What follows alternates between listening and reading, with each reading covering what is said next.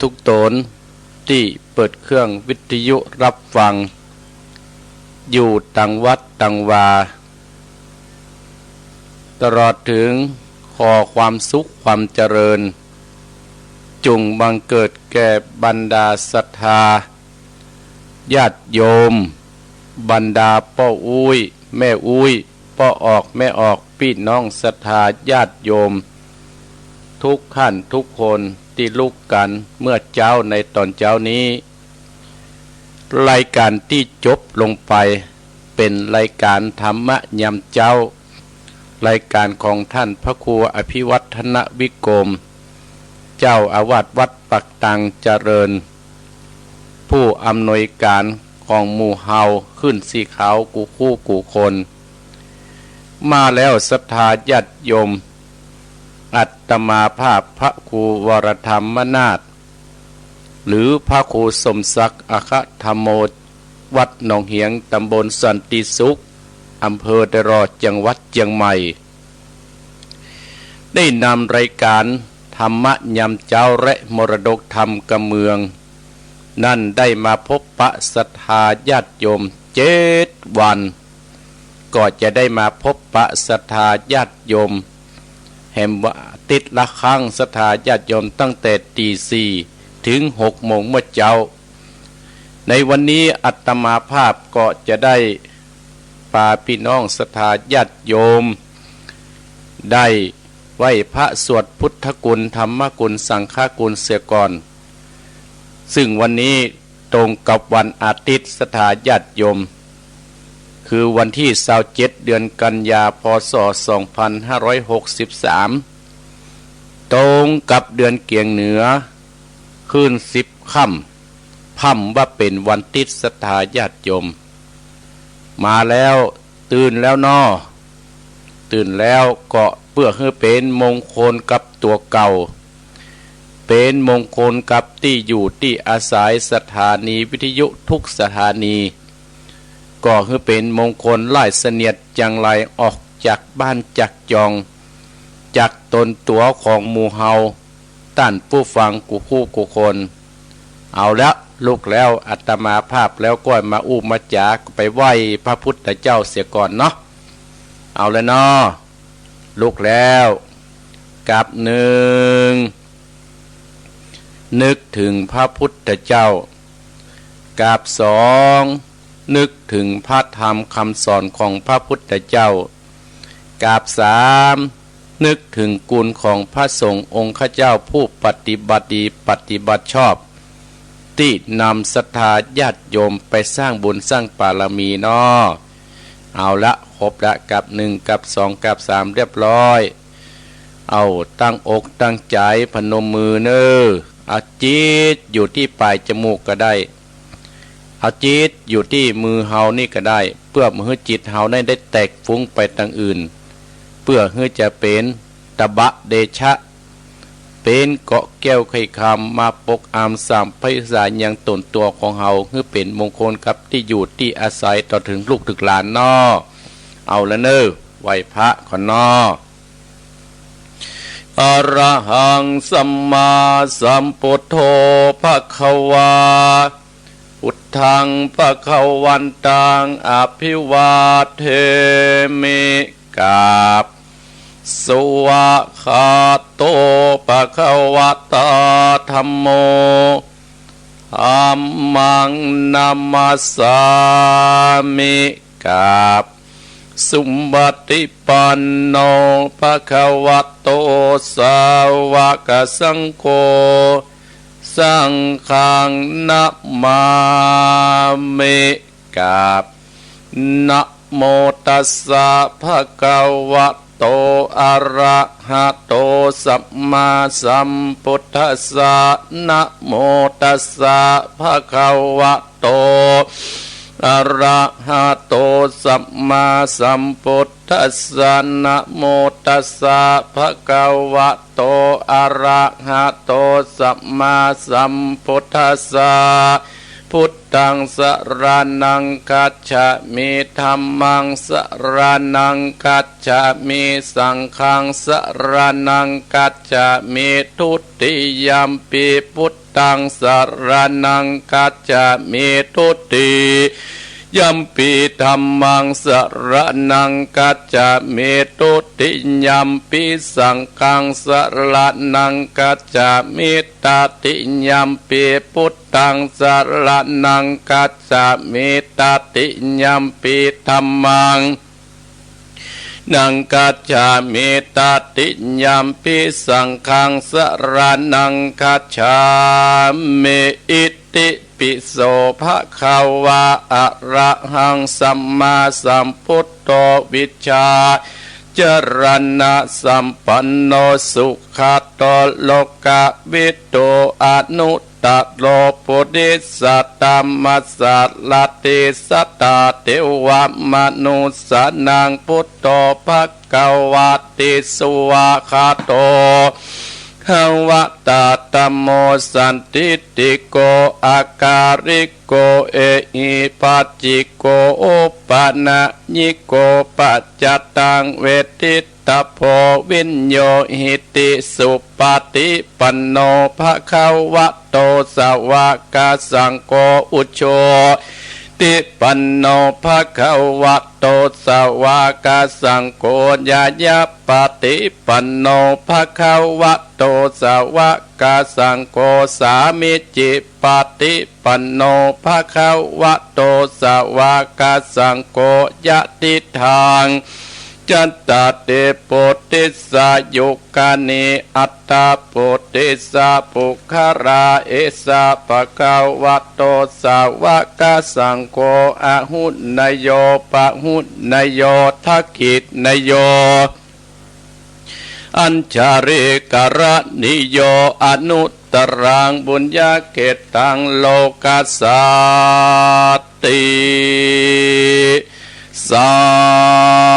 ธุสัตตุสัตตุอาหังวันตะเมสินดาสาอิติปิโสภะคะวะเอกวิสติปิตาคุณังกาโกอารัตตนาคุณพระปิตาเสาเอตจุงมาอยู่กรรมขวาทวาสะมาตาคุณนางกาโกอารัตตนาคุณพระบรรดา12จุงมาอยู่กรรมสายเอกุณติงสาคาโกอารัตตนาคุณพระโพศพเสาเก่าจุงมาอยู่ทั่วสลาพังกายแห่งข้าพเจ้าและท่านผู้ฟังกู้คู่กูคนและเจ้าของสถานีกู้สถานีสัพพัญญาสาพุทธคุณนางข้าขออารัตนาคุณพระพุทธเจ้า56จุงมาเป็นกำแพงแก้ว7จานแวดล้อมตนตัวเองข้าพเจ้าและท่านผู้ฟังและเจ้าของสถานีกู้สถานีคือพุทโธพุทธกำจัดออกไปมุสปะสัตตุอย่าได้เข้ามาไกลที่อยู่ที่อาศัยจักรวัติมณฑลจงถอยหนีหือปนโดยเตจากุลของพระพุทธเจ้าอัตตติงสาธรรมกุณนังกาโกอารัตนากุณนะพระสัตธรรมเจ้า38จงมาเป็นกำแพงแก้ว7จานแวดล้อมต้นตัวเองข้าพเจ้าและท่านผู้ฟังและเจ้าของสถานีกู้สถานีธรรมโมธรรมัดกำจัดออกไปหมู่ศัตรูทั้งหลายอย่าได้เข้ามาไกลที่อยู่ที่อาศัยจักรวาติมณฑลจงต่อยนี้หือปนด้วยเตจากลแห่งพระสัทธรรมเจ้า38สังขันจะจุตตาจะเจวาคาโกอารัตตนากุลพระสังฆเจ้า14จงเป็นกำแพงแก้ว7จานแวดล้อมตนตัวแห่งข้าพเจ้าและท่านผู้ฟังและเจ้าของสถานีกู้สถานีสังโฆสังคัดกำจัดออกไปหมู่ศัตรูทั้งหลายอย่าได้เข้ามากาย ที่อยู่ที่อาศัยจักรวรรดิมณฑลจุงตอยนีหือปนโดยเตจากุลพระสังฆเจ้า14ติลัตตนางอะหังวันตามิสิทธาสาอิติปิโสภกวาทัสสะจัตลาคุณนางข้าก่ออาราธนาคุณพระอาจารย์10 ตาจงมาอยู่ทั่วอาการ32อัตตากรรมมัตตานางข้าก่ออาราธนาคุณพระกรรมมัตตานเจ้า18จงมาเป็นทิพมนต์สดสอนทวาทัสสะอาโปข้าก่ออาราธนาคุณพระโคงกา12เอกาวิสติธรณีกุณนังกาโคอาราธนาคุณพระทรณีสาวเอสัตตวายโยข้าก่ออาราธนาคุณลมเจตชะเตโชกาก่ออาราธนาคุณไฟอกนามากเรียกว่าธาตุทั้งสี่มีดินน้ำและลมไฟนี้เป็นที่พึ่งแห่งหมู่สรรพสัตว์ตั้งหลายข้าก่ออาราธนามากำจัดกำจายนะทาโลโมทลายปุตตาสุนอายทัสุนียะทนอยู่ได้นะกะโมกากุสโตสัมปวหุนตุจุงบังเกิดเป็นนาคือว่าพระโกนาสัตโตเป็นอโปทัตนามคือยิ่งทั่วกายาโมกะโดโกตะโมสัมปวะอุนตุจุงบังเกิดเป็นโมคือพระโกนาโกมเป็นทัตลมเสือเสือมังสาและโลมาพุทธกาโลกาสโปสัมปวะหุนตุจงบังเกิดคือเป็นพุทธกัสสะโปเป็นเตโชทัดไฟหลังลันสังหารเผ่าปันอาสรลพิษกติญาตั้งแต่เกสาโลมานากาตันตาตะจงมังสังมหาโลอาจิมิชังว่ากังหัตตยังยักกะนางกิโลมากังปิอากังปะปันสังอันตาคุณนางอุตตติยังกะเตสามเป็ดนานเสมังอุปโภโลอิตังเสโตเมโตอสุวาสาเคิงโคสิงกานิกาละสิกามุตตังมัตตะเกมัตถลุงฟุงมูสอดละพิษกติญากันได้ยินตุกาภกตาหือวิ่งหนีทากะโรโคตะโมสัมปวะอุนตุจุงบังเกิดเป็นทาคือภาษิกัญญามุนีเป็นปัตตวีทัตินยะกะโดยะเมตไตโยสัมปวะโหหุนตุจุงบังเกิดเป็นยาคือภาษิยะเมตไตเป็นอากาศธาตุฝูงหมู่สรพิษสัตโตตั้งหลายได้ยินถูกกาพระคาถาทนอยู่บ่ได้ข้าพระพุทธเจ้าจึงน้อมมือไหว้คุณอากาศ10 ตาคุณอาการ21คุณอัคคละ33คุณนิสวาสคุณอัศวาสคุณปัสสาวาสคุณศีล5ศีล8ศีล10ศีล227คุณปัญญาคุณสุกาคุณสกิตตกาคุณอัตนากาคุณอรหันตาคุณมรรคสีผลสีนิพพาน1เป็นเก้านับปริยัติธรรมข้าวเป็น10คุณตนาสิรเนกกรรมาปัญญาวิริยะขันติสัจจะอาทิตตานาเมตตาอุเบกขาเตวัติงสาปัตละมีสัมปันโนพุทโธอนันตาติกุณโนวัตโสภควาอันว่าปัสสตาอนันตาติกุณจักปะมันมิได้จุมมนตะคริปะมนตนปัจเจียนตั้ง84,000พระธรรมการตัดเสียถึงไปในและไปนอดคุณปรสีนาลอดคุณปรสีนาลายคุณปรสีตะงัวคุณปรสีตะไฟคุณปรสีได้แสนโกดคุณบันทิดาโบส18คุณอันทรงวิชาคุณแห่งพระพุทธเจ้าเตตายคุณพระสยาตคุณพระบาทคุณพระธาตุคุณพระมหาโมกขลาคุณพระสารีบุตร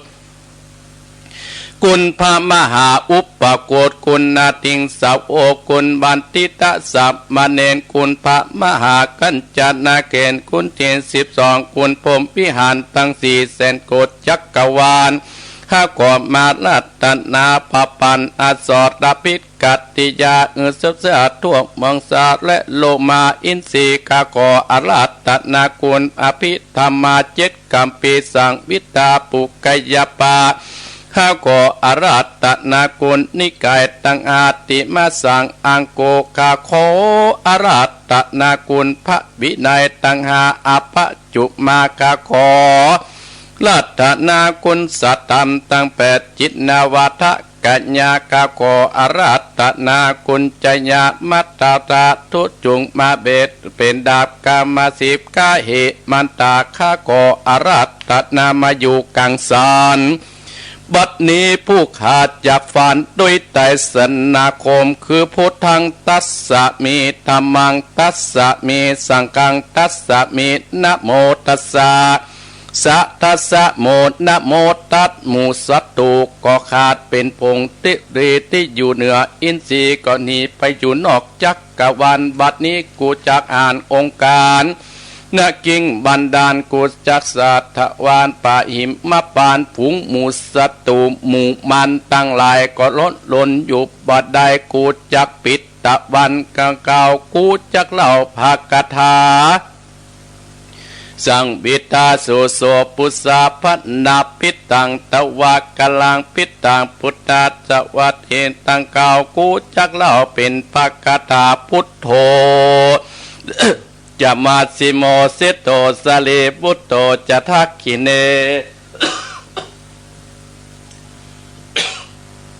โอ้สมานุสถาญาติโยมนะ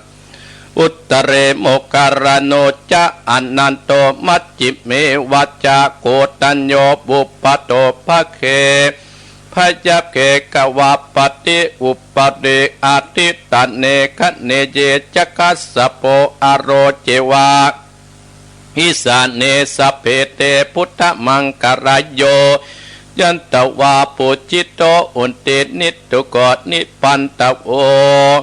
มหาเตโชสยาสัทธาโหติสยาโสติมภวันตุเมอายุวันโนสุขังพระลังเอาละศรัทธาญาติโยมอาตมาภาพได้นำศรัทธาญาติโยมบรรดาพ่ออุ้ยแม่อุ้ยพ่อออกแม่ออกพี่น้องศรัทธาญาติโยมได้ไหว้คุณของพระพุทธเจ้าได้ไหว้คุณของพระธรรมเจ้าได้ไหว้คุณของพระสังฆเจ้าตลอดถึงได้ไหว้คุณหลวงเพื่อไล่เสนียดจังไรออกจากที่ลับที่นอนไล่ออกจากบ้านจากจองไล่ออกจากตุบกาดไล่ออกจากรถจากรางไล่ออกจากตนตัวของคณะศรัทธาญาติโยมท่านผู้ฟังทั้งหลายเอาสิ่งที่ดีๆเข้ามาสู่ในครอบครัวของเฮาเนาะ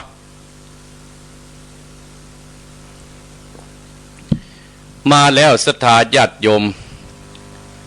อาตมาภาพก็จะได้มาอู้มาจาศรัทธาญาติโยมวันนี้ก็จะได้อู้กับศรัทธาญาติโยมและจะได้ขอบคุณศรัทธาบรรดาพ่ออุ้ยแม่อุ้ยพ่อออกแม่ออกพี่น้องศรัทธาท่านผู้ฟังทั้งหลายญาติโยมทั้งหลายอาตมาภาพพระครูวรธรรมนาถเจ้าอาวาสวัดหนองเหียงหรือว่าท่านพระครูสมศักดิ์อาคธรรมโมก็คือคนเดียวกันนะศรัทธาญาติโยมอาตมาภาพก็ขอบคุณศรัทธาญาติโยมบรรดาพ่ออุ้ยแม่อุ้ยพ่อออกแม่ออกพี่น้องศรัทธาอุบาสกอุบาสิกาทั้งหลายที่ได้มาร่วมงานธรรมสัญจร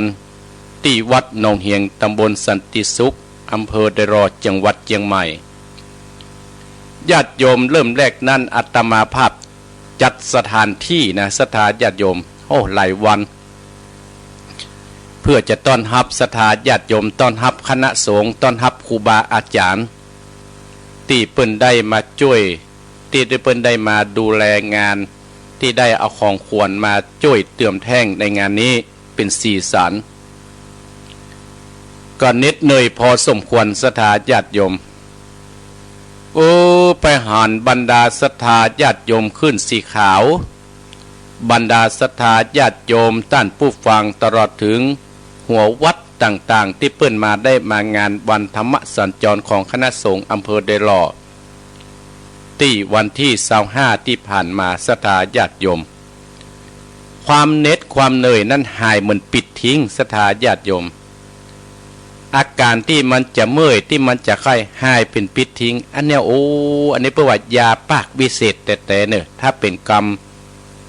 คนตะก่อนเนาะศรัทธาญาติโยมเนาะ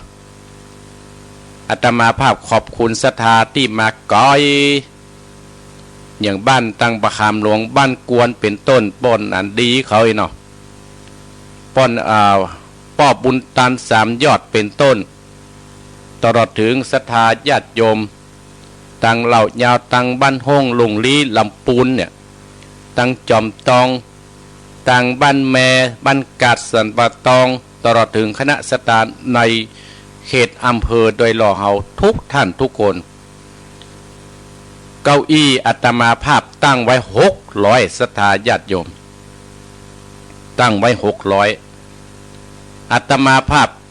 คณะกรรมการวัดผู้จัดการว่าถ้ามาเต็มนี่ก็ว่างานของเฮานั่นทะลุเป้าแล้วสำเร็จแล้วมันเคยล้นกว่านั้นขอบคุณพี่น้องศรัทธาญาติโยมวังมุ่นเนอะเวียงหนองล่องบ้านสันเหมืองเนาะบ้านหนองสลิงเนี่ยแม่พองศรีเนอะพองศรีปัญญาเนาะที่นำศรัทธาญาติโยมมันยัดแอด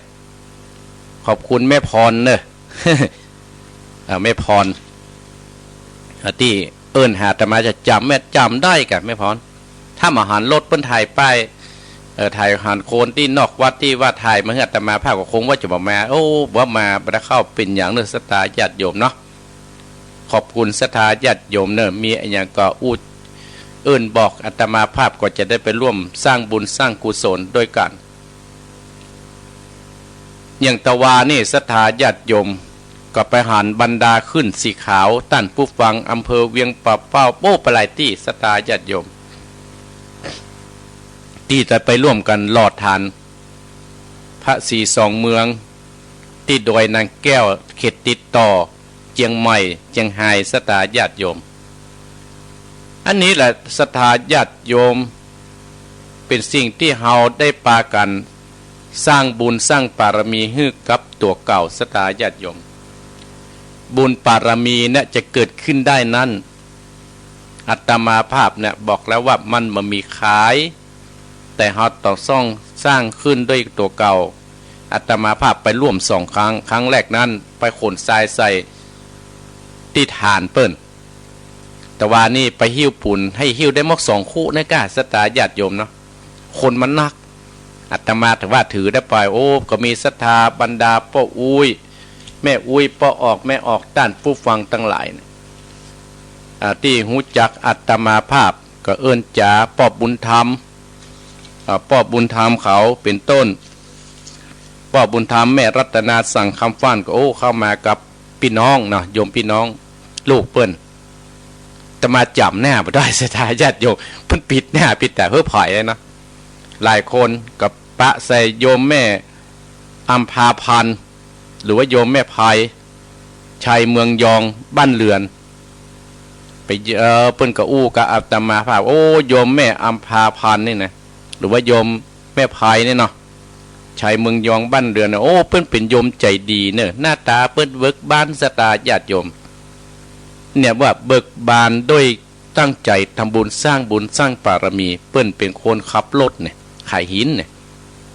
ก็ได้ได้จากกันเปิ้นเป็นโยมใจดีเปิ้นอุปถัมภ์อุปถัมภ์หลายที่หลายตังวัดหลายที่หลายตังเปิ้นก็จากให้อาตมาภาพนุโมทนาเปิ้นก็ได้หอมอาตมาภาพเปิดตาลไปหาพ่อบุญเลิศชัยเมืองยองบุญกุศลนี่ก็ขอให้ไปถึงดวงจิตดวงใจจิตตะดวงวิญญาณของพ่อบุญเลิศชัยเมืองยอง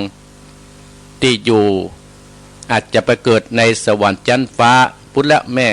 ม่อัมพาพันธ์ด้วยบุญกุศลที่ได้ไปหั่นได้ไปนี่สร้างบุญสร้างกุศลร่วมกันก็อนุโมทนากับโยมแม่อัมพาพันธ์โยมภัยชายเมืองยองบ้านเรือนเนอะเปิ่นยังได้บริจาคซื้อหั่นซื้อนี่กับครูบาอาจารย์หลายรูปหลายตนศรัทธาญาติโยมเปิ่นก็ขออนุโมทนาเนอะที่เขาไปอุปถัมภ์อุปถัมภ์พระคุณเจ้าผู้มีศีลจริยวัตรนี่โป้เป็นบุญเนอะโยมแม่อัมพาพันธ์หรือว่าโยมแม่ภัยเนาะชายเมืองยองเนาะอนุโมทนาสาธุโดยตลอดถึงพ่อบุญธรรมแม่รัตนาสั่งคำฟั่นก็ปะกันได้บ่ได้อู้ได้จ๋าประเด็นนี้โยมพี่น้องเพิ่นไปอยู่โรงพยาบาลไปเป็นแค่จะขึ้นเว้นอยู่กันเนาะอนุโมทนาโอ้เพิ่นก็ใจบุญใจกุศลออกเว้นลงเว้นเรียบร้อยแล้วก็ฟังมาช่วยทิ้วปุ่นเพิ่นก็เคยมางานบ้านอาตมาภาพวัดอาตมาขออนุโมทนากับตระกูลสังคำฟั่นเนี่ยอยู่บ้านโป่งหนองหมู่ที่3ตำบลเวียงปะเป้าวันที่10ให้จะมาอยู่กันเนาะ วันที่10ให้จะมาอยู่เนาะอนุโมทนาขอบคุณโยมปุ่นแม่ละวานปุ่นที่บ้านตะกอเนาะบ้านตะกออำเภอพานที่จะได้มาเลี้ยงลงทานเลี้ยงลงทานฮือกับอาตมาภาพจะไม่มานอนช่วยกันช่วยงานขออนุโมทนากับโยมแม่ละวันแม่น้อยเนาะเปิ้นประจะมาเตื่อมแท่งในงานอาตมาภาพได้เอาข้าวซอยล่ะจะมาเลี้ยงพี่น้องกรุงเทพ100 ถ้วยกันนะสถานญาติโยมเปาะโขนจากอำเภอพานเบ้อนะอนุโมทนาเนอะโยมแม่น้อยเนอะตลอดถึงครอบครัวที่จะได้มาร่วมสร้างบุญสร้างกุศลกับอาตมาภาพตลอดโยมอัมพาพันธ์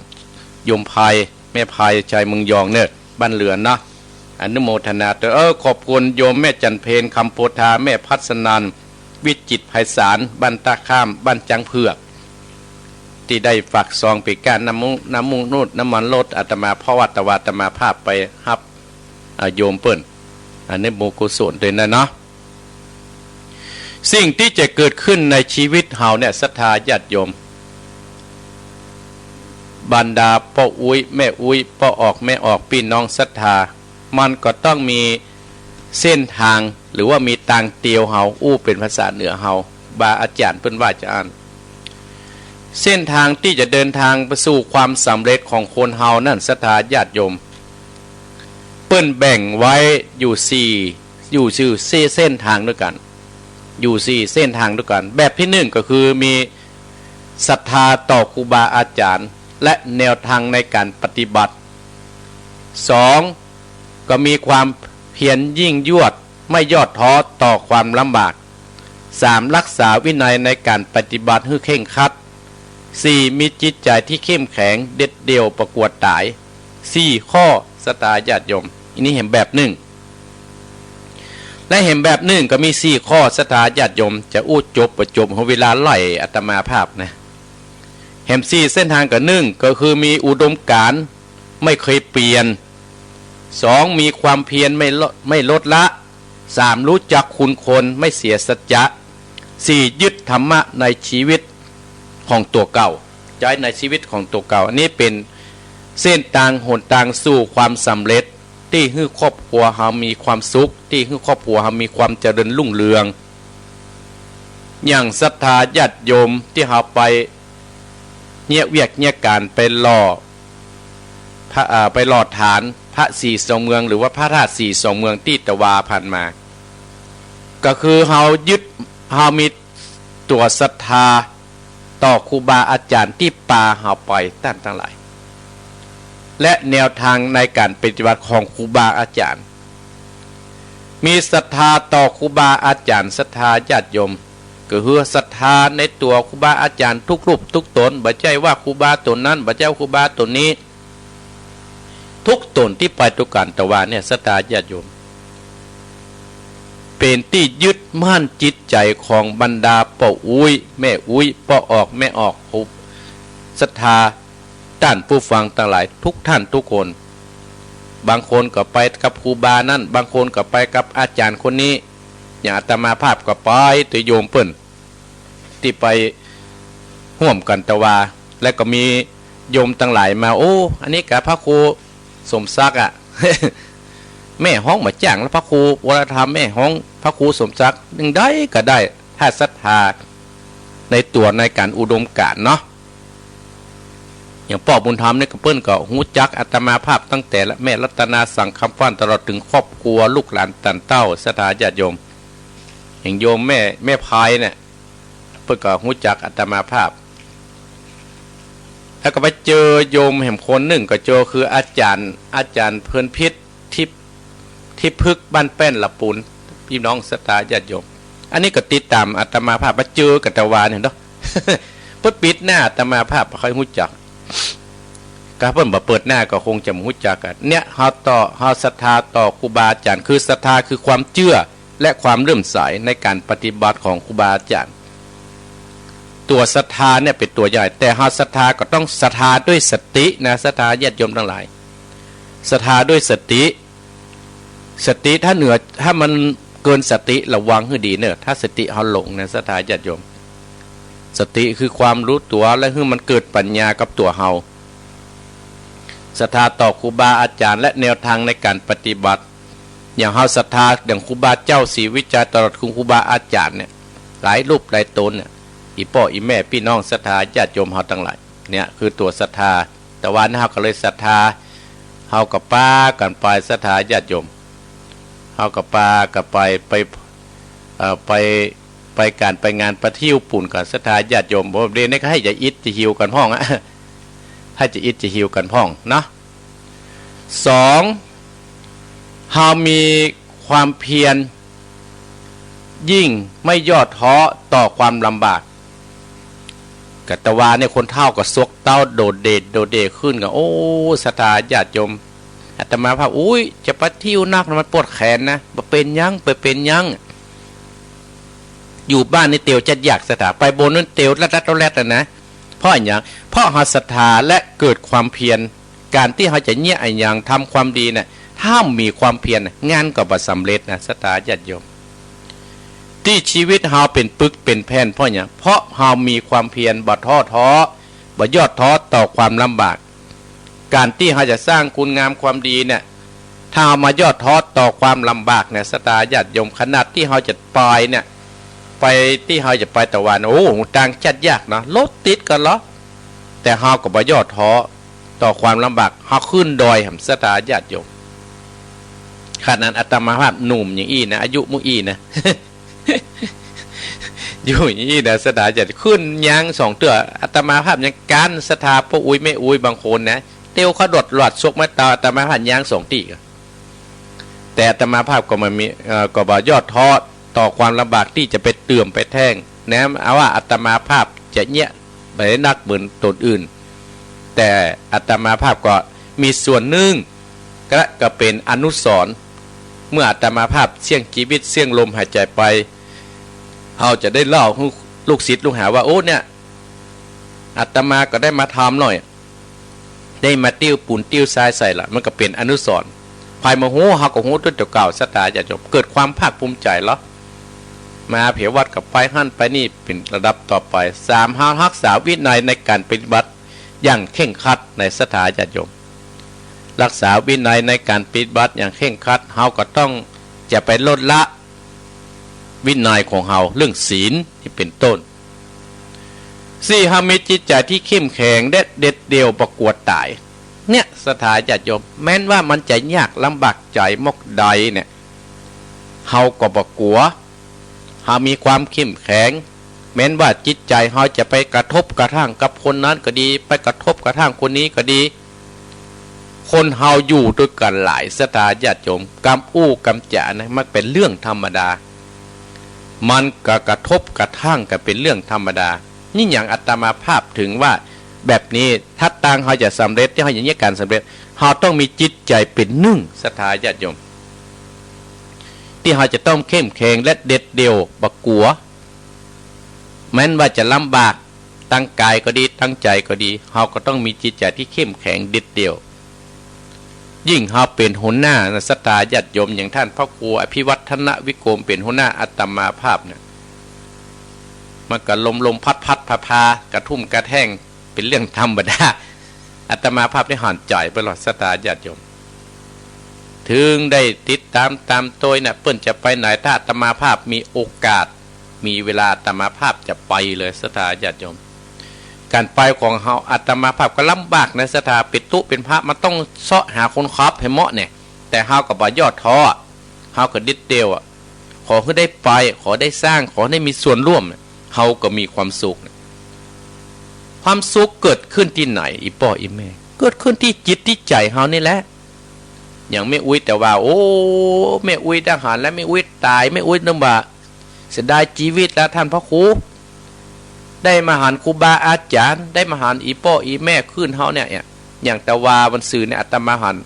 ศรัทธาญาติโยมมาโอ้ความเน็ตความเหนื่อยของอาตมาหายเหมือนปิดทิ้งศรัทธาญาติโยมแต่อาตมาภาพก็จะมีงานทำกรรมกับวันที่10 ตุลาคมกฐินประจำปีของอาตมาภาพหูข่าวว่าแม่เทียมจันทร์ก็ดีแม่จิรพันธ์โมป้อก็ดีเวียงปะเป้านะพอจะมาก็ติดต่อแม่จิรพันธ์ท่านน่ะ ติดต่อแม่เทียมจันทร์เพื่ออาจจะจวนจมูกจะจูมารถสักคานใกล้ก็เจอเนอะแม่จิรพันธ์ถ้าฟังอยู่เนาะแม่เทียมจันทร์ที่ได้อูได้จ๋าอาตมาภาพอนุโมทนาเนอะศรัทธาญาติโยมเนี่ยคือ4เส้นทางที่สู่ความสำเร็จของเฮาและอีกในหนึ่งอีก4เส้นทางเหมือนกันศรัทธาญาติโยมแต่กี้ก็มีศรัทธาต่อครูบาอาจารย์มีความเพียรยิ่งยวดบ่ยอดท้อต่อความลำบาก3มีวินัยในการปฏิบัติฮือเข่งครัด4มีจิตใจที่เข้มแข็งเด็ดเดี่ยวประกวดตายและอีก4ประการที่อาตมาภาพ เพิ่มเติมฮือศรัทธาญาติโยมสมกับลูกเจ้านะศรัทธาญาติโยมเนาะอาตมาภาพบางคนว่าอย่างตะวันเนี่ยท่านพระครูก็เปิดสายนักกะอาตมาภาพก็ว่าเปิดมาอีกก็เอาแล้วกันนะเปิดนักก็เปิ้นนะจะว่าเฮ้ยนะเขาก็ต้องเอาผสมประสานกับไปศรัทธาอีกประการหนึ่งคือ4เส้นทาง1อุดมการณ์บ่เคยเปลี่ยนแปลง2มีความเพียรบ่ลดละมันก็ใกล้ตะกี้ศรัทธามีความเพียรยิ่งยวดนั่นน่ะ3รู้จักคุณคนไม่เสียสัจจะ4ยึดธรรมะใจในชีวิตตัวเก่าว่าตัวเอง1คืออุดมการณ์บ่เคยเปลี่ยนศรัทธาญาติโยมคนเฮาเนี่ยศรัทธาญาติโยมอุดมการณ์เฮาจะเนี่ยอย่างก็ตาม ถ้ามีอุดมการณ์เนี่ยไปตัวกันถ้ามีอุดมการณ์ในศรัทธาญาติโยมสิ่งที่เฮาทำเนี่ยนะมันต้องสำเร็จแน่นอนอุดมการณ์เนี่ยอุดมการณ์นี่เป็นเรื่องสำคัญนะศรัทธาญาติโยมอย่าอาตมาภาพตั้งใจเนี่ย ทำงานเนี่ยอุดมการณ์ของอาตมาเพื่ออย่างเพื่อฮื้อศรัทธาป้าอุ้ยแม่อุ้ยญาติกาพี่น้องขึ้นสีขาวตลอดถึงใกล้เคียงตำปุ่นแม่เมืองฝังแม่ไอชัยประการก็ดีเวียงปะเป้าตากอดแม่โซยอย่างมันไม่หมดละโพดเผียพอดน่านปะตั้งใต้กับโพดเผียว่าโดยเต่าปะลีปะ ฮื้อศรัทธามีความสุขอาตมาภาพแม้นว่าจะนิดเหนื่อยแต่อาตมาภาพมีความสุขเมื่อหันอีพ่ออีแม่มีความสุขวันนั้นก็หันเพิ่นมาเจ้าศรัทธาญาติโยมแม้นว่าจะมาทุกข์มาอยากแม่อุ้ยเพิ่นก็มาโอ้แม่อุ้ยคนสมาเจ้าศรัทธาอาตมาลงไม่เห็นแม่อุ้ยเพิ่นมาแล้วโอ้ลูกไหนมาลูกโดยรอเนี่ยท่านพระครูล่ะขอได้มาเถอะนี่ได้อุ้ยมาอุ้ยจ้างรถเครื่องมานะโอ้เนี่ยอุดมการณ์เพิ่มบ่ยอดท้อเพื่อมาสนับสนุนครูบาอาจารย์ที่เพิ่นมีอุดมการณ์อาตมาภาพก็ขออนุโมทนากับศรัทธาญาติโยมที่มาร่วมกันร่วมงานแต่วันที่10ก็มาแหมเนอะจะลงทานมาช่วยอาตมาภาพก็ได้นะศรัทธาญาติโยมเอิ้นมาเถอะอาตมาภาพจะแปลงเป็นซุ้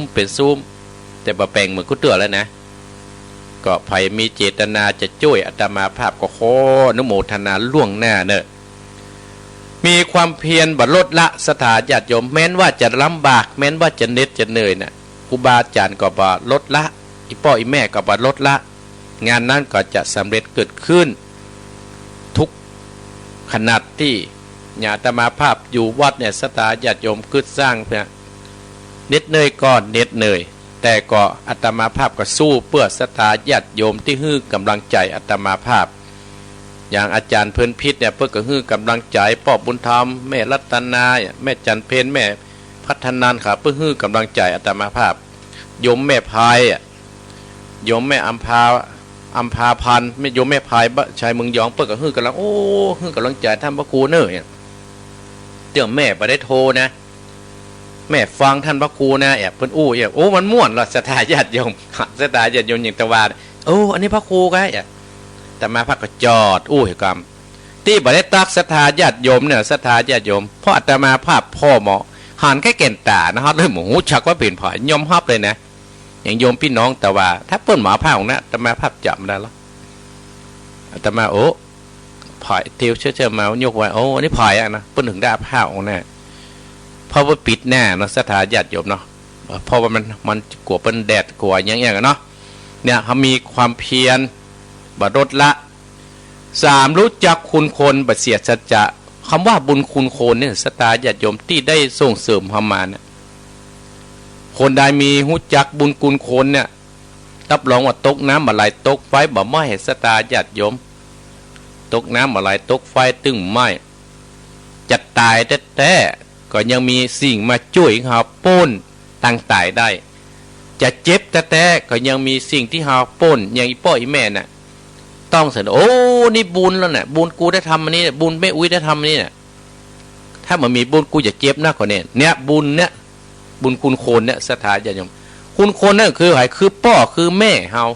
อย่างอาตมาภาพก็มีพระพุทธเจ้าเป็นที่ตั้งครูบาอาจารย์ยึดครูบาอาจารย์ยึดเพื่อนสหมิกที่เปิ้นมีอุดมการณ์คนเฮาเนี่ยเกิดมาแล้วนะสถาญาติโยมมันพบปะกูอย่างในโลกใบนี้เนี่ยนะมีสัพพะสัพปันแต่เมื่อสิ่งที่มันผ่านหูเฮาผ่านตาเฮาก็ต้องใจสติปัญญาพิจารณาเอาสถาญาติโยมเมื่อสิ่งที่เฮาพิจารณาทำแล้วนะศรัทธาญาติโยมมันเป็นผลประโยชน์มันเป็นฮื้อศรัทธามีความสุขเนี่ยอาตมาภาพจะมุ่งตรงทำเลยเนี่ยตะวาเนี่ยศรัทธาญาติโยมอาตมาภาพไปเยี่ยมค่ายหรอหันลืมจื้อไปละหัน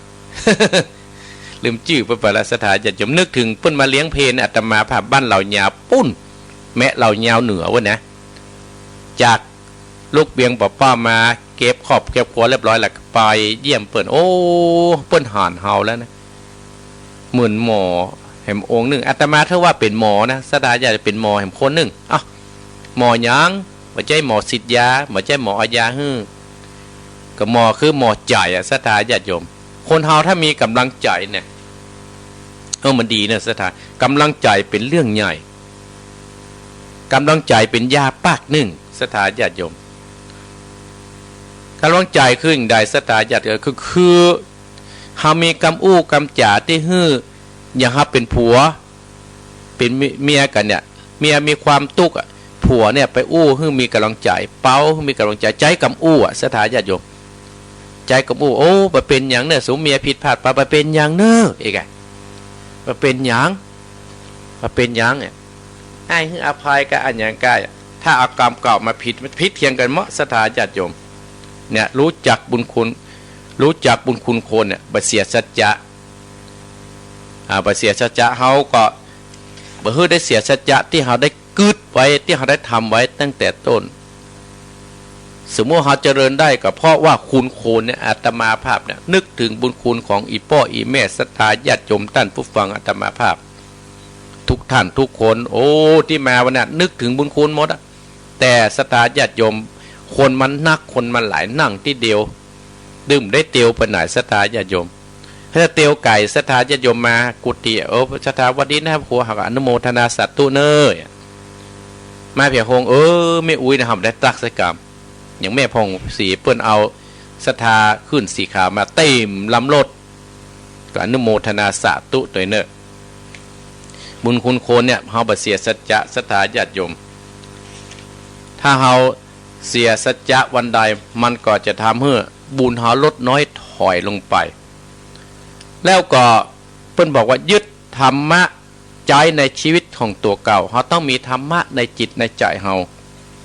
ตลอดศรัทธาญาติโยมธรรมะเนี่ยเป็นเรื่องสำคัญที่จะเป็นยาปากนึ่งให้จิตใจเฮาเนี่ยมีพลังขึ้นบุญคุณโคนอย่างเตี้ยตามาภาพเนี่ยจะเล่าให้ศรัทธามีเรื่องหนึ่งศรัทธาญาติโยมทั้งหลายไม่ยิงก็จะว่าตามาภาพอุบาสิกาจะว่าตามาภาพว่าขึ้นเนี่ยเฮาเอาเรื่องนี้มาเป็นนิทานเป็นเรื่องสอนจิตสอนใจเฮานะศรัทธาเรื่องนี้คือว่าไม่ยิงอสรพิษคำว่าไม่ยิงอสรพิษมันมีเมื่อครั้งดึกดำบรรพ์นานมาแล้วนะศรัทธาญาติโยมที่ครูบาอาจารย์ตนดีๆตนดังๆเดียวกันอันเนี้ยยิงอสรพิษเนี่ยอสรพิษคือมันมีพิษมากศรัทธาญาติโยมเหมือนงูเห่างูจ่องหนุ่มหูเนาะจะเล่าให้ศรัทธาฟังก่อนจะเปิดสายนี่ยิงอสรพิษเปิ้นเปรียบเหมือนดอกบัวมีลายสีลายพันธุ์ศรัทธาญาติโยมกำเปิ้นว่ากุหลาบย่อมมีหนามและมีลายสีลายสายพันธุ์สันใดอันเสตีไม่ยิงก็แทรกเช่นเดียวกันย่อมมีลายรูปแบบบางคนงามแต่รูปจูบหมอหอมเหมือนดอกไม้งามๆเต็มเหม็นกับไร้กลิ่นบางคนขี้เละกับกิริยามารยาทงามเหมือนดอกไม้ไม่งามแต่มีกลิ่นหอมการที่เฮาจะรักชอบใครสักคนนั้นมันบ่ใช่เรื่องยากแต่เนี่ยนี่นะแต่การที่เฮาจะเลือกคู่ชีวิตต่างเป็นเรื่องยากเพราะไม่ยิงเปรียบเหมือนอสรพิษที่จะแหวงกัดเฮาเมื่อสันใดก็ได้ดังนิทานที่อาตมาภาพจะเล่าให้ศรัทธาฟังนี่นานมาแล้วศรัทธาญาติโยมมีพ่อใจคนชื่อหนึ่งชื่อว่านายพลปัจจัยพลขอพระรถอาตมาภาพนะ ชื่อว่านายพลศรัทธาญาติโยมเรียนจบตามที่พ่อแม่ต้องการเกิดความเบื่อหน่ายตั้งโลกก็จึงไปสละสมณเพศเป็นคารวะออกบวชเป็นนักพจน์เป็นฤาษีอยู่กลางป่าอันอุดมสมบูรณ์ด้วยความเพียรก็ได้บรรลุญาณสมบัติเนี่ยญาณสมบัติอยู่ในป่าสถานญาติโยมและนำลงอยู่ในป่าอันเงียบปราศจากแสงสีเสียงโลกีมีแต่แสงสียึดธรรมะขับกล่อมคือเฮาอยู่ด้วยความเงียบและวังเวงต่อมาก็มีไม่หญิงคนหนึ่งชื่อว่านางมนทา ถ้าชื่อปัตตัดภายก็จะบรรดาอาตมาภาพในท่านผู้ฟังนางมนทาคนนี้ถูกไล่ออกจากบ้านจากจองกันเดินด้านเข้าป่าเอาตั้งหน้าตายเป็นดับหน้าศรัทธาญาติโยมเหมือนสวรรค์จะบันดาลไม่หญิงคนนี้ก็ลงพัดตกอยู่ที่แม่น้ำอันเจี้ยวไหลฝนให้ตกเนาะศรัทธาญาติโยมนะน้ำป่าถ้าจะไหลมาเนาะก็พัดภาคตกลงนั้นไปกับขนาดนั้นตกลงแม่น้ำไปศรัทธาญาติโยมขนาดนั้นก็มีเนี่ยในพลคนเนี้ยซึ่งเป็นนักพจน์เป็นฤาษีเนี่ยบวชอยู่ในป่ากำลังอาบน้ำอยู่ที่หิมน้ำนั่นสายตาก็ประหันไม่ยิงคนหนึ่งกำขอนไม้ลอยมากระล่ำโอ้อันนั้นไม่ปิ่นภายมาเนี่ยลอยมาหันเนี่ยก็จึงเข้าไปช่วยนำเอามาที่อาสมมาที่ศาลาตั้นทั้งหลายมีหญิงคนนี้เธอเป็นคนนายพลหรือว่านักพจน์คนนี้ก็ถามว่าน้องหญิงมาจากที่ไหนพักที่นี่ก่อนแล้วก้อยหาทางปิกบ้านปิกเหลืองเนาะนักพจน์กล่าวอู้ด้วยความเมตตาเพราะเพิ่นมีคนเป็นคนเมตตาแล้วศรัทธาญาติโยมมีหญิงคนนี้ก็ว่าขอบคุณหลวงพี่เนอะเนี่ยหากบ่ได้ช่วยดิฉันต้องตายแน่ๆเพราะว่าดิฉันเนี่ยเป็นที่พึ่งอันสุดท้ายละขอเพิ่งหลวงพี่ขอปฏิบัติรับใจหลวงพี่ได้ก่อเจ้าค่ะมีหญิงคนนี้ถามโอ้บ่ได้เนี่ยนักพจน์คนนี้ฤาษีได้ว่าบ่ได้อันนี้อาตมาภาพอู้เป็นเมืองนะแต่ในหนังสือเพิ่มว่าอย่างนั้นจะย้อนกับหลวงพี่จะปล่อยให้หนูเนี่ยเตียวลัดพระลงป่ากลัว บอกกลัวสัตว์ร้ายทำลายกะหลวงพี่บอกกลัวเป็นบาปกะว่าต่างๆนานาศรัทธาญาติโยมไม่ยิงก็อ้อนวอนท่านทั้งหลายโบราณอาจารย์ครูบาอาจารย์เพื่อกล่าวว่าเสียงอื่นที่จะมีอำนาจมาครอบงำหัวใจของพระใจนั้นมันมีอย่างเลยนอกจากเสียงของไม่ยิงแต่เนอะศรัทธาญาติโยมบางครั้งก็หลงเป็นเรื่องธรรมดาบางคนน่ะหลงนะลืมพ่อลืมแม่มีนะนี่นะรูปที่ดึงใจให้หยุดนิ่งอยู่ในก็คือรูปสาวสวยดังนั้นบรรพตก็นักบวชคนนี้ก็ดึงใจอ่อนอีพ่ออีแม่ยอมได้อยู่โดยกันจนรับใช้กันเป็นสามีภรรยากันอยู่ในป่าที่หั่นท่านทั้งหลายศรัทธาญาติโยมทั้งหลายมีหญิงคนนี้ก็แสดงกิริยาเนื้อหันมาจนอดกั้นมาได้สุดท้ายอีพ่ออีแม่พี่น้องศรัทธาญาติโยมล่วงเลยไปก็อยู่ด้วยหั่นนางมนทาเนี่ยก็เกิดพี่เฮาอยู่กลางป่าเช่นนี้บ่ได้แล้วเน้อมันหมอหากเฮาอนาคตเฮามีลูกคงจะลำบากบรรพตนั้นนักบวชนั้นได้สละออกจากเป็นเพศบรรพชิตและศรัทธาญาติโยมเฮาควรจะเข้าไปในเมืองประกอบอาชีพสร้างฐานะให้ดีกว่านี้ไม่ยิงมันกึดเลยหรอศรัทธาญาติโยมนางมนทาเนี่ยก็อยู่ด้วยความลำบากอยู่ด้วยก็เพราะว่าความฮักนะก็เกิดอู้ไปต่างๆนาหลังจากปรึกษากันเรียบร้อยจวนกันออกไปสู่นครชื่อว่านครลำดวนนะศรัทธาญาติโยมดินแดนแห่งอันวัฒนธรรมได้ปักหลักปักฐานอยู่บ้านนั้นโดยการกระทำให้สวนปลูกพืชปลูกสวนล้มย้อยต่างๆนานาในบ้านเมืองนั้นชีวิตก็ความเป็นอยู่ทั้งคู่ก็ค่อยสุขสบายขึ้นกำน้อยด้วยความบ่ยอดท้อเนี่ยและกับเปลี่ยนสัจจะชีวิตของเก่าก็มีความสุขปนกับความทุกข์ปะสมกันไปต่อมาวันหนึ่ง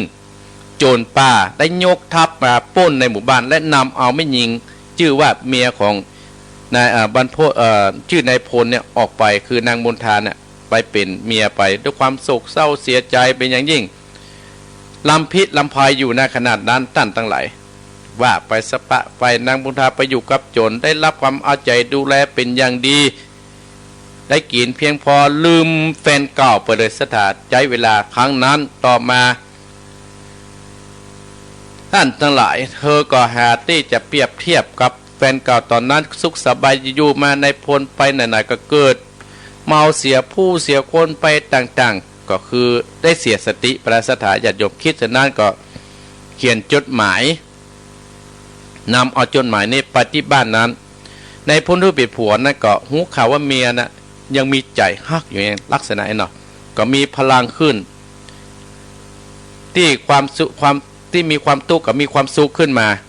คิดจะมาช่วยเปิ้นสถาญาติโยมเพื่อพ้นจากขุมนรกหลังจากนั้นอ่านจดหมายกับฟังมานางพลทาก็เห็นก็ดีอกดีใจอะกะสถาญาติแสดงมามารยาว่าตนยังฮักพักดีอย่างตลอดเวลาอย่างอันนี้สปะสปันอู้ปะนั้นขนาดนั้นสถาญาติโยมโจรมันปิกมากะ โจรมันปิกมามืดข้ามโจรกับปิกมาก็จะหนีก็หนีบ่ได้แล้วสถาญาติโยมก่อนไม่ยิงคนนี้ก็บอกสดไปอยู่ที่เอาตัวช่อนไว้ผลสุดท้ายท่านทั้งหลายไม่ยิงมนทาใจดำเกิดความได้วางแผนเนียบเดียนในพลลบซ่อนที่มิดชิดแห่งนึงแล้วก็ในพลก็ลบซ่อนนะครับผัวโจรปิกมาอีกคู่หนึ่งก็โจรจอมจนจำใจกับพาหญิงใจมันกลับมานางก็ดำเนินการวางแผนทันทีว่าพี่ฮักอย่างอันอย่างอี้บอกสปะสปาสถาญาติโยมท่านทั้งหลายหารู้ไหมว่าแล้วก็บอกว่าผัวเปิ้นซุกซ่อนอยู่นั่นโปดโทษโจรก็เอาเนี่ยในพลมาบุบมาตีมาสปะสวรรค์โจรสะบอกสะบามไปต่างๆนานาเคี่ยนตีบอกผลสุดท้ายในพลคนนี้พอจะเสี่ยงจะตายละท่านทั้งหลายเล่าเรื่องราวให้กับโจรที่ตั้งหน้าตั้งแต่โจรจนจบจนบอกให้ในพลขอโทษจริงๆเป็นการไถ่โทษและปล่อยข้าไปเตอะบอกสปะท่านทั้งหลายได้โอกาสก็เลยบอกเรื่องราวต่างๆนานาให้กับโจรฟังท่านทั้งหลายอีพ่ออีแม่โอ้โจรก็โคตรสปะสปานสถาญาติโยม โจรนั่นก็เลยปล่อยนายพลเนี่ยออกเป็นอิสระและนายพลเนี่ยก็ปีกไปบวชเนี่ยศรัทธาญาติโยมทั้งหลายปีกไปบวชก็อยู่ในป่านั่นก็จนเสี่ยงชีวิตและนายพลนั้นก็จำว่าสตรีเป็นดังอรพิษมหูจักบุญคุณของผู้จุบเลี้ยงมาย่อมจะละแวงกัดผู้คนฮื้อที่จุบเลี้ยงมาโดยตลอดใครที่มาจากลงไว้วางใจสตรีผู้นั้นเปรียบเหมือนวางใจอสรพิษบัจใจสตรีหญิงที่เป็นเส้นทุกเนี่ยแต่ธรรมาภาพไม่ได้ว่าขึ้นสีขาวนะว่าเขาคนที่ปุ่มเขาวัดเขาว่าปุ่นที่จังทำร้ายครูบาอาจารย์ที่มันจะออกสื่อสถาญาติโยมนิทานเรื่องนี้ก็สอนให้เราว่าไม่ยิงเนี่ยเป็นศัตรูของปัจจัยทุกยุคทุกสมัยเนี่ยมันมาตั้งค้างดึกดำบรรพ์มาแล้วกวนเขาจะฮักจะชอบภัยสะกลใจเหตุผลใจสติปัญญาอย่าใจอารมณ์ในการเลือกคู่ครองเด็ดขาดเนี่ยท่านทั้งหลายเจ้าเป็ดตุ๊กกับลูกกับเมียนี่นะหากได้ภรรยาที่ดีก็เหมือนแม่หมอมีเพื่อนอยู่ด้วยอย่างไรกับสตรีเปรียบเหมือนแม่น้ำหุ่นตางลงเล่าที่ประชุมบ่อน้ำดังคำว่าสุรานนารีวิถีคงคาผัวเมียเนี่ยเปรียบเหมือนศาลา5 ห้องที่มีคติอย่างอี้เป็นตึงหมอเป็นตึงแม่น้ำเป็นตึงหนทางเป็นตึงลงเล่าเป็นตึงบ่อน้ำนะสถาญาติโยมเป็นหมอก็เมื่อเราเจ็บเป็นยิ่งอุ่นมาก็ดูแลเราเอายาใส่เขาพ่องนี่กะแม่น้ำก็คือมีกำอู้กำจ่ายเรามีกำลังเนี่ยสถาญาติโยมเป็นหนทางที่เราจะต้องปากันเดินทางมันจะเป็นลุมเป็นมงเขาก็ไปพบปะสดามนะเปิ้นเปรียบบอกว่าเป็นศาลาก็เป็นศาลา5 ห้องสถาญาติโยมเนี้ยตามมาภาพถึงเล่าคือสถาญาติโยมฟังโอ้เวลาก็เหลือ5 นาทีเนี่ยก็เดียวขึ้นหัวไฟหินเพื่อจะตัดไปทางบุญละตามมาภาพก็ขอบคุณทางสถานีเนอะที่ได้เอื้อเฟื้อเวลาให้อัตมาภาพพระครูวรธรรมนาถหรือว่าพระครูสมศักดิ์อัคธรรมโมและขอบคุณไอ้สมบัติเนอะที่ถ่ายทอดตลอดถ้ามีตั้งขึ้นไอ้สมบัติเนี่ยตั้งเพจได้ฟังนะตั้งแม่วางนี่นะแม่เดินเพลได้ฟังแล้วเนี่ยจังบ้านห้วยน้ำขาวไปได้ฟังแล้วแต่ปุ่นตั้งจอมตองกับห้วยตองซักเนี่ยตั้งลีก็ได้ลีจากนี้ละลีจะเปิดรับสายแล้วเนาะละขอบคุณทุกสถานีเอ้าเหลือที่นี่ก็จะเปิดสายว่ามีให้ฟังอาตมาพ่องเนี่ยไงได้ก่อนเนอเปิดโทรศัพท์ก่อนนอนปิดยังหัวหอนไม่เอาไม่เอาโทรมาเนอะสถาญาติโยมโทรมาลองโทรมาไข่ฟังพ่องฟังแล้วเป็นจะได้แม่อัมพาพันโยมแม่โยมแม่พายโทรมาที่0828857225ทั้งเมืองฝังว่าจะได้ยินกอมาแล้ว วันนี้เสียงแหบแห้งในสถาญาติโยมนะเจริญปอนเจ้าคำว่าสาเจ้าท่านพระครูแม่ยางแม่ปานีฟังได้ยินก่อได้ยินกับเจ้าสั้นเจนหรือเจ้าชัดเจนนี่เนาะแต่ว่าได้ไปทำบุญโดยได้ไปเป็นหยังอยู่ฟังอยู่บ้านฟังได้ยินอยู่ค่ะทาง Facebook อ่ะเจ้าได้ยินค่ะตั้งขออนุโมทนาสาธุอันทุกท่านทุกคนนะเจ้าที่อันมันได้ไปร่วมทำการทำงานช่วยท่านพระครูนะเจ้ายินดีเนี่ยมีโอกาสหน้ากับไปวัดนางหงเหียงเนอร์แม่เนอร์ไปโอกาสหน้ากันนะเจ้าขอบคุณนโมทนานะแม่ปานีเนอร์เจ้าค่ะไว้สานะเจ้าจะเลินปอนฟังมาแล้วจะเลินปอนจะเลินสาเจ้าท่านพระครูเจ้าบ้าจะได้ไหว้พระกระทั่งครูแน่นอกแน่นใจดีนะเจ้าแม่จันทิพย์แม่กอเจ้าอิ่มอกอิ่มใจก็เจ้าแม่จันทิพย์ดีแล้วที่ให้กำลังใจกันเนาะเจ้ายินดีนะแม่เนอท่านพระครูเราเป็นกำลังใจท่านพระครูนะเจ้าอนุโมทนาสาธุจะพยายามชวนท่านอาจารย์ในเจ้าไปบุ้งเจริญปอนนะแม่เนอเจริญปอนกับใบสานันพระครูป้อมาแล้วป้อบุญตานขอบคุณเนงานนะผ่านพ้นไปแล้วก็ดีใจนั่นเนาะคนหลายแตะหลายบาทตะปอดมันนึกนะป้อไป3 คนถ้าไม่มีไปมา เออ โอ้เอาได้ตั้งจิตตั้งใจได้แล้วรันนึกมาเอาสักอย่าง น่ะกะ3 คนกับ1ใน500นะบ่เนาะ ครับ น่ะดีล่ามาเตือนมาแท่งกันเนาะคนน้อยอ่ะ เออ มาได้รางวัลกับบ่วันนั้นอ่ะ มาได้หรอก มาได้ลงเส้นเด้อเพิ่นกะ เอาเส้นขึ้นกะ อ๋อยินดีปอดเด้อ 3 คนเนี่ยเนาะ เออ สู้มันบ่ได้ ยินดีเด้อปอดเด้อ แต่เป็นยังท่านโอ้ได้กำลังจิตกำลังใจถึงส่งเมืองบ่ายเขาหันหน้าหันตากันเนาะ ขอบคุณปอดเด้อ ครับ เจริญ โอ้ เจริญ ดีใจดีว่าละท่านเลย เจริญปอน ไว้สารท่านเนอะ เจริญปอน เจริญปอน ไว้สารน้องเบลเนอะ น้องเบลว่าจะได้น้องเบล ขอบคุณไปตังเมฆจากเพนคำโพธาเด้อจะว่ากับปากกันมาดูจังใหม่ น้องเบลปะจะเม็ดจำเพน เพื่อนบอกว่าอัน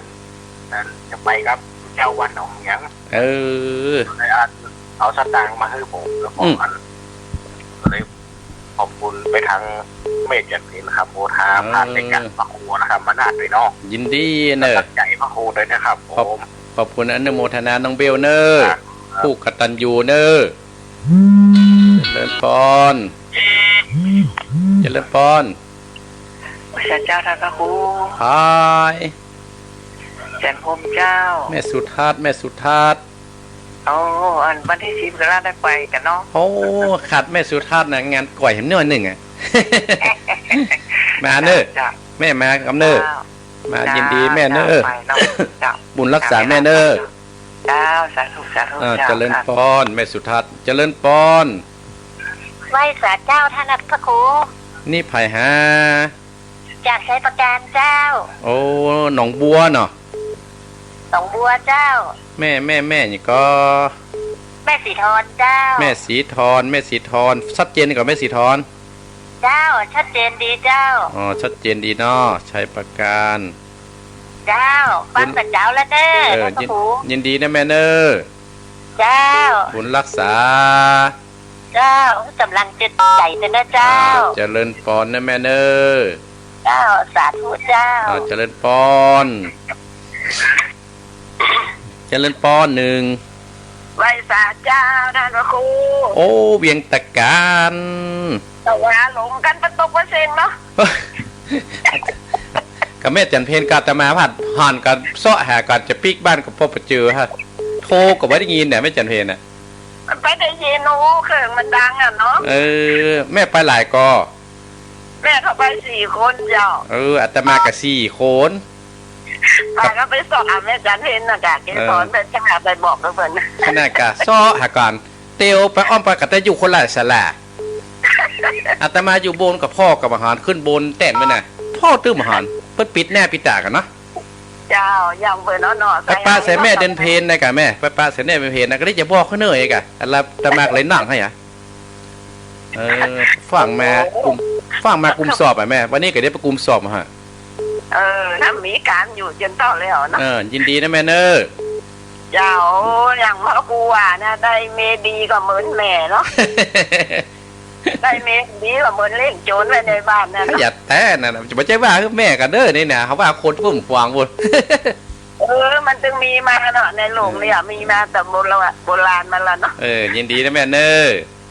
ไหว้สาเจ้า บุญรักษาเนี่ยแม่จานเวียงตะการเจริญปอน ไหว้สาเจ้าท่านพระครู แม่เพนว่าจะได้ พระเพนั้นจะกลางบ้าน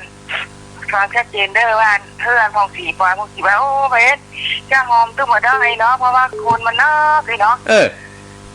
คนนอกของสีว่าน่ะ เข้าหามาได้ มาถีบเนาะเจ้าเขาหามาได้เลยครับพระครูไปน้อยคนมาคนไปหมดพระเพเนาะจะดูแม่เจ้าน่ะเป็นทางอันก็กระถิ่นก็เนาะมันเห็นเนาะก็หอมเนาะเจ้าก็ได้บอกแม่ได้บอกให้อันไม่พองมาตั้งลงทานอยู่ปฏิฝ่ายแน่นอนนะยินดีเนอะแม่เนอะที่โทรมาเนอะเจริญปอนเจริญปอนไปสาหลังพระครูครับ โอ้นั่นได้ยินแล้วกะวันนั้นตัดเย็นดีครับปัญหาครูครับโอ้เพิ่นถ่ายทอดกี่โมงเนี่ยผมเจ้าเปิดฟังไปเป็น3 นาทีค่ะนั่นประเสริฐนั่นเนาะครับยินดีนะปัญหาเนอะ จำแล้วฟังท่านครูประจำได้ยินเสียงแล้วดีใจครับยินดีโอกาสเจอกันใหม่เนาะเราไกลละเรามีโอกาสกลับมาแวะตรงนี้เนอะครับขอให้ท่านครูอยู่ดีมีสุขภาพปอนนี้ย้อนไปหาป้อนหนานเนอะครับกำลังใจเข้าไปสาขาเจริญปอนมาอีกสายเกิน5 โมงแล้วครับเจ้าท่านครูแม่อมอนกันเนี่ยใช่เป็นบวกอันลีพระเจ้าโอ้ลีปุ่นแม่เป็นบวกลีแม่ยังแม่หลงเจ้าแม่หลงไว้ได้แม่หลงอย่าฟังเจ้าละแม่หลงฟังกี่โมงวันฟัง5 โมงบ้านนี้มันนอน5 โมงเขาได้จะไหว้พระปารมี9 จันทร์เนอะได้เทศทำเรื่องอันจาคะนุสติฟังธรรมเนอะฟังแล้วดีเนาะชัดเจนเลยแม่บ้านไม่บวกกับแม่เอวตรงนี้เนอะไม่หลงเนอะถ้าว่างนะใหญ่บอกแม่มันแค่ลูกเราเดียวยืมปากยืมเสียงบอกของเขาเนอะจะเล่นปอนได้แม่ได้บอกเขาฟังเนอะจะเล่นปอนไม่บวกจะเล่นปอนสายเนี่ยได้จะเทศทำแล้วจะเล่นปอนภาษาเจ้าโยมแม่โรงพยาบาลรามาเจ้าโอ้เมื่อแล้วได้ยินไหมแม่เจ้าหมอเคยได้โทรที่เจ็บจุดตังนะเจ้าเป็นกำลังใจนะเจ้าขอบคุณอนุโมทนาสาธุนะแม่เนอจะเล่นปอนนะแม่เนอแล้วนะศรัทธาญาติโยมเนาะกันตมาเขาลองว่าจะครับไหนกันมาจะเล่นปอนอยู่ที่ไหนดังๆกันเจ็บคออยู่ที่ไหนบ้านงอนแม่บัวคำบ้านแม่งอนขี้เล็กเจ้าแม่บัวคำแม่งอนขี้เล็กอยู่กี่คนแม่บัวคำแม่บัวคำอยู่ฝั่งนะฮูละอยู่แม่งอนป่ะนะฮูละแม่งอนแล้วกับแม่อยู่กี่คนบ้านเฮาฮะอยู่2 คนเจ้า2เป็นพี่น้องแม่อายุเท่าใด72เจ้า72ฟังมาเมินแล้วกะฟังตลอดแต่โทรกับติดกันเจ้าวันนี้เป็นโชคดีเนาะเจ้าได้ครับบ่อย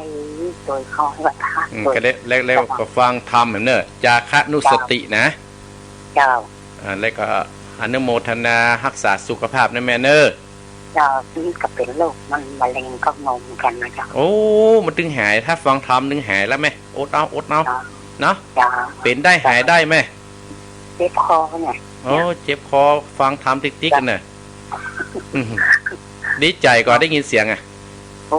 ดีใจแต่วันโอกาสหน้าเป็นว่าเป็นแอมมาเลยเนอะเจิญมาเนอะอาตมาจังประสานต้นเป่าใช่ไหมค่ะมันงอนขี้เล็กใกล้กันเนาะใกล้กันนะไม่งอนขี้เล็กนะไม่งอนขี้เล็กไม่ได้เหมือนได้ไปอย่างนี้มาเป็นยังท่านี้กับแม่เอียตั้งหนองเหียงเนอะยินดีนะแม่บัวคำเนอะซึ่งปนหอมปัญหาเนอะแม่เนอะจะเลินปอนศรัทธาญาติโยมปอแล้วเนาะอัตมาภาพก็อนุโมทนากับศรัทธาญาติโยมทวนสายเสียก่อนเนาะสนสายก่อนแม่ปานีฝางแม่จันทิพย์ป่อบุญตาล3 ยอดจีดี3 ยอดน้องเบลแม่สุทัศน์ทุ่งปีแม่สิทธรชัยประการหนองบัวเวียงตาการแม่จันเลือนสายแม่เพนตาจ้างบ่เป็นอย่างได้ไม่เพนเนอะป้อนนันประเสริฐน่านบ้านบวกลีไม่หลงลานนาแม่บัวคำแม่งอนฝางอายุ72พูดว่าปลอดภัยสบายได้หายละได้ติดทำมือเนาะได้หายละมาเป็นยังก็โอ๊ตเอาสู้เนาะอนุโมทนากับผู้ที่มาพอตั้งเฟซตั้งหลายนะแม่เดือนเพนเนอะแม่เดือนเพนเจ๊ไหลเนาะแม่นงลักก็มาแล้วเนี่ยอนุโมทนาโยมโยมมนัสขอบคุณเนอะอยู่รับปอกฝังเจริญปอนเจ้ามันโทรวันตีเหรอเจ้าแล้วมาใส่แรกพายแม่แดงเจ้าเต็งได้เต็งโหนวดตีนวดตาหินเปิ้ลแม่แดงโสภาราม เจ้าฟังเป็นประจำตลอดนะเจ้าฟังเป็นประจำวันนั้นบ่ได้มาก็ไม่ได้ได้ยินเสียงพระอาจารย์นะใจดีเจ้า